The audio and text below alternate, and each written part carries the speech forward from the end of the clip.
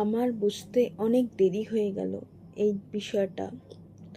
যখন আমি সব কিছু হারিয়ে ফেললাম তখন আমি রিয়েলাইজ করলাম, সেটা হচ্ছে আমাদের সব থেকে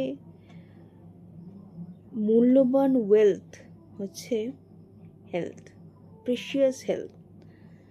ওয়েলথ হচ্ছে হেলথ। হেলথ যদি ঠিক থাকে আমরা সব কিছু জন্য পরিশ্রম করতে পারবো, ঝাঁপাতে পারবো, লাইফটাকে নিজের মতো করে বাঁচতে পারবো, কারোর উপরে ডিপেন্ড করতে হবে না।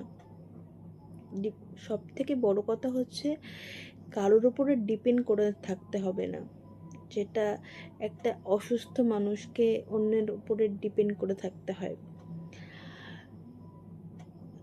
যারা আমাকে চেনো, আমি নিজের এক্সপিরিয়েন্স দিয়ে বলছি, আমিও একসময় একদম সম্পূর্ণ সুস্থ ছিলাম, বাট আমার ছোট বয়সে একটা বড় অসুখ হয়ে যায়, তার জন্য আমার হেলথটা একদম ডিস্ট্রয় হয়ে যায়।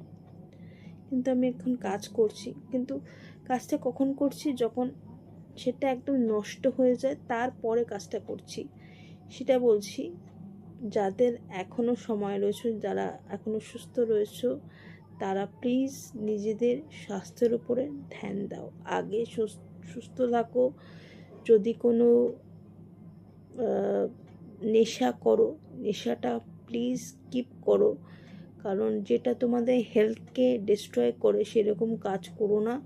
কারণ যখন মুঠো মুঠো ইঞ্জেকশন ওষুধ খেতে হবে না দিনের পর দিন, তখন মনে হবে না আগের লাইফটাই ভালো ছিল।